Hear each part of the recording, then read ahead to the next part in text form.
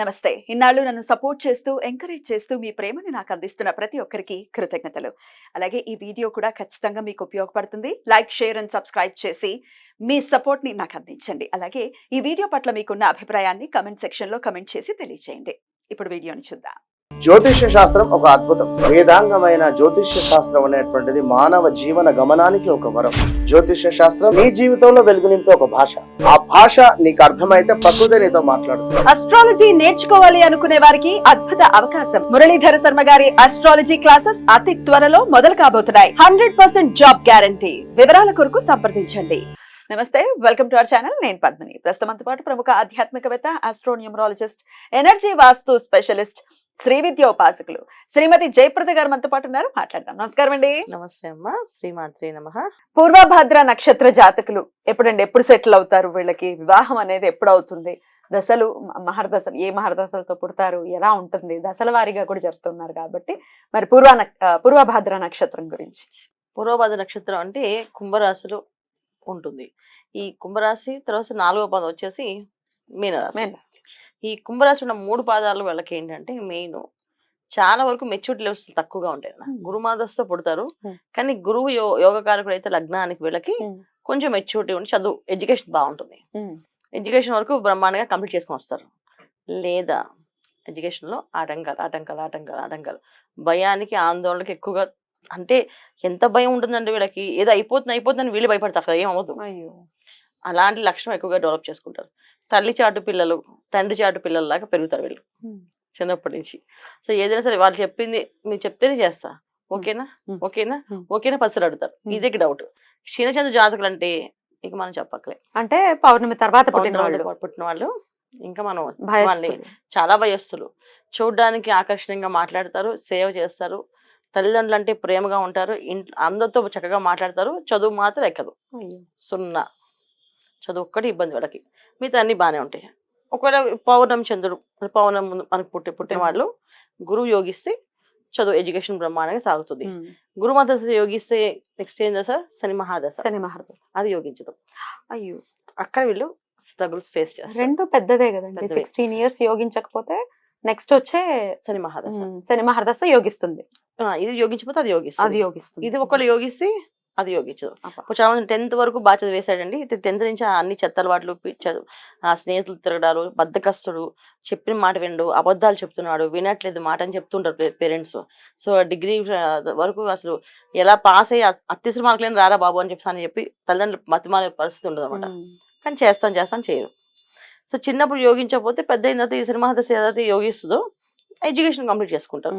అయినా సరే అలవాట్లు, చెడు స్నేహాలు, తర్వాత కాలానికి భిన్నంగా మారుతారు వీళ్ళు. సో ఏదైతే మనం పగలు పొద్దున్న లేచి సాయంత్రం పనులు చేసుకోవాలి, వీళ్ళు రాత్రులు లేచి రాత్రులంతా పనులు చేయడం, తిరగడాలు, ఫ్రెండ్స్తో కబుర్లు చెప్పడాలు. చూడడానికి నక్షత్రం గురువు నక్షత్రం. ఈ నక్షత్రం అధిపతి గురువు, కానీ వీళ్ళు చేసే పనులన్నీ మంచి పనులు కాదు, చెడ్డ పనులు అన్ని. ఈ చెడ్డ పనులు చేయడం వల్ల ఏంటంటే చాలా ఎడ్యుకేషన్ దెబ్బతింటుంది, కెరీర్ దెబ్బతింటుంది, మంచి ఇమేజ్ ఉండదు, డామేజ్ అవుతుంటుంది. ఇలాంటి ప్రాబ్లమ్స్ అన్ని వస్తాయి. ఎప్పుడు వస్తుంది అంటే మళ్ళీ జాతకంలో లగ్నానికి వాళ్ళు యోగకారకులు కాకపోతే. ఒకవేళ యోగకారులు అయితే బాగుంది, పర్లేదు. నార్మల్ గా మధ్యస్థంగా ఒక అయిపోయిందో చదువు అయిపోయిన తర్వాత నెక్స్ట్ ఎడ్యుకేషన్. ఎందుకంటే కుంభరాశిలోని శతభిష నక్షత్రానికి ఉండే ఎనర్జీస్, క్లారిటీ, తర్వాత మళ్ళీ సేమ్ ఆ పక్కనే ఉన్న పూర్వభద్ర నక్షత్రం ఎందుకు లేదు? జనరల్ చూడాలంటే ఉండాలి కదా. కుంభరాశి అంటేనే కేతు అక్కడ మోక్షస్థానం అంటుంది. సో అంటే ఆ నాలెడ్జ్ బాగుంటుంది వీళ్ళకి, ప్రతి ఒక్కరికి దాంట్లో ఉన్న నక్షత్రాలకి. కానీ వీళ్ళకి ఎందుకు లేదు అనేది ఇంపార్టెంట్. సో కేతు అక్కడ మోక్షకారకుడు అంటే పూర్వభద్ర వాళ్ళకి ఇంకెంత హెల్ప్ చేయరైనా. సో గురువెత్ కేతు కూడా మనకి ఎనర్జీస్ పనిచేస్తాయి. కుజవెత్తు కేతు ఎలాగో గురువు కూడా బాగా హెల్ప్ చేస్తాయి. కానీ ఎందుకు అవ్వలేదు? రీజన్స్ ఏంటంటే వీళ్ళు తిరుగుళ్ళు కానీ, ఫ్రెండ్స్ సర్కిల్ కానీ అన్ని కూడా ఆ మతానికి వ్యతిరేకం అనమాట. కొంతమంది హిందూస్ అనుకోండి, ముస్లిమ్స్ తో ఫ్రెండ్షిప్ చేస్తారు, వాళ్ళతో తిరుగుతుంటారు, క్రిస్టియన్స్ తో ఫ్రెండ్షిప్ చేస్తుంటారు. ఇలాంటి లక్షణాలు ఉంటాయి. సో వాళ్ళ ఇంట్లో పుడితే వీళ్ళు బ్రాహ్మిన్స్ తో ఫ్రెండ్షిప్ చేస్తుంటారు. సో ఒక ముస్లిమ్స్ ఇంట్లో పుట్టారు అనుకోండి, ముస్లిమ్స్ వెళ్ళి బ్రాహ్మిన్స్ తోటి, హిందూస్ తోటి, వీళ్ళతో పూజలు, వాళ్ళతో గుళ్ళకి, వాళ్ళతో గోపురాలకి.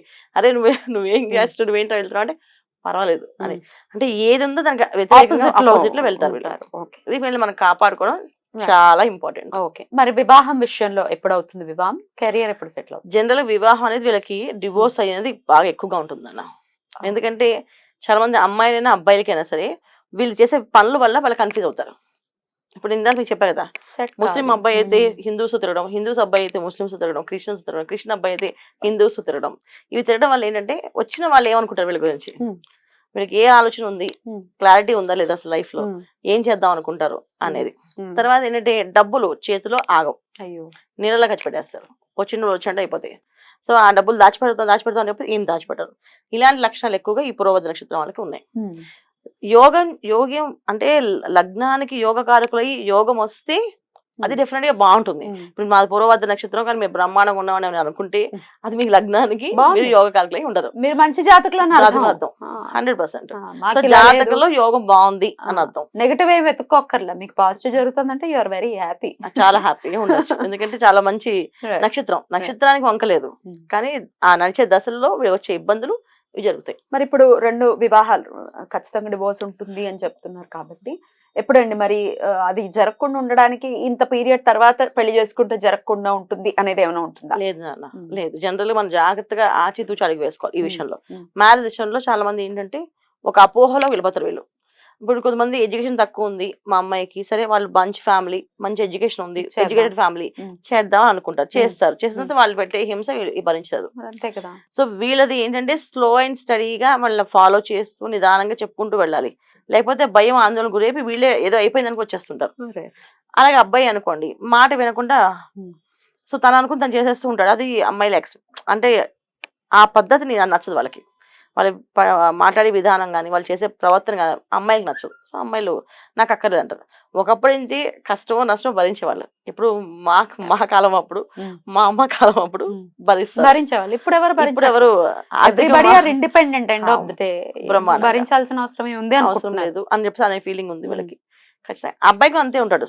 పోనీ ఈ అమ్మాయి వెళ్ళిపోతే నా లైఫ్ ఏంటి అని అనుకోడు. పోనీ అమ్మ పోతే పోనీ ఇంకో అమ్మాయిని చేసుకుంటే నేను అని చెప్పేస్తా తప్ప ఆ అమ్మాయిని బతకాలని అనుకోడు. సో పెళ్లి విషయంలో చాలా జాగ్రత్తగా వీళ్ళు ఆచితూచి 1-10 సార్లు జ్యోతిష్యంలో వాళ్ళకి ఖర్చు పెట్టినా పర్లేదు, 10 మంది జ్యోతిష్యం ఇచ్చి ఖర్చు పెట్టినా పర్లేదు, వివాహం చేసుకుని కలిసి ఉంటారా, అండర్స్టాండింగ్ బాగుంటుందా వీళ్ళిద్దరికి అని చూసి పెళ్లి చేస్తే ఉత్తమమైన ఫలితాలు వస్తాయి. అసలు వివాహం పూర్వమే కుంభ వివాహం కానీ అర్క వివాహం కానీ చేయించుకుంటే బెటర్ అంటారా? లేదు అలాగే దానికి కుజుడు కారకత్వం బట్టి ఉంటుంది వాళ్ళకి, కానీ వీళ్ళకి కాదు. పూర్వభద్ర నక్షత్రం ఏంటంటే దశలు వాళ్ళకి ఏవైతే పడవో, ఇప్పుడు గురు మహాదశ గురువు యోగకారకుడు కాకపోతే ఇబ్బంది పడతారు, శని యోగకారకపోతే ఇబ్బంది పడతారు. తర్వాత వచ్చే దశ బుధ మహాదశ, అది కూడా పెద్దదే, అది పెద్ద దశ. అది బుధుడు జనరల్ గా వక్రించేస్తుంటాడు రవి దగ్గరికి వెళ్తున్నప్పుడల్లా. సో వీళ్ళు ఒక పొరపాటున వక్ర స్థానంలో బుధుడు పడ్డాడంటే ఇంక వీళ్ళ లైఫ్ ఇంకా మనం చెప్పట్లేదు, చాలా ఇబ్బంది పడతారు. అది సో అందుకని ఏంటంటే పర్టికులర్ గా మనకు కావాల్సింది ఏంటంటే లైఫ్ పార్ట్నర్ తో పాటు వీళ్ళ లైఫ్ బాగుంటుంది. సో అందుకని మంచి వాళ్ళని, ఒక ఓర్పు ఉన్న వాళ్ళని ఇచ్చి పెళ్లి చేస్తే వీళ్ళు మళ్ళీ లాక్కుని ఇది కాదు చేసుకో. ఇప్పుడు తల్లిదండ్రులు ఎలా చూసుకుంటున్నారో తర్వాత భార్య గాని భర్త గాని అలా చూసుకోవాలి ఆ అమ్మాయిని. అదే సేమ్ తల్లిదండ్రులు లాగే ఒక కూతురు లేదా ఒక కొడుకు అన్నట్టే చూసుకోవాలి. అలా చూసుకోగలితేనే బ్రహ్మాండంగా వీళ్ళు రాణించగలుగుతారు, సాధిస్తారు. ఏ ఆరాధన చేసుకోవాలండి జీవితాంతం? ఆంజనేయ స్వామి అన్న, ఆంజనేయ స్వామి తప్ప వేరే ఆరాధన కాదు. వీళ్ళు ఆంజనేయ స్వామి చేయడం వల్ల ఏంటంటే ఒక ధైర్యం వస్తుంది. చాలా పిరికోళ్ళు బయటికి పెద్ద ధైర్యవంతులు చెప్తారు కానీ ఒక్క సౌండ్ గట్టిగా చేస్తే వాళ్ళు పారిపోతారు. అంత భయం. పూర్వభద్ర నక్షత్రం వాళ్ళని మనస్ఫూర్తిగా కోరుకుంటూ ఇక నెక్స్ట్ ఎపిసోడ్ లో ఉత్తరాభద్ర గురించి మాట్లాడుకుందాం. థ్యాంక్ యూ సో మచ్ అండి. నమస్తే. నమస్తే అమ్మ. శ్రీమాత్రే నమః.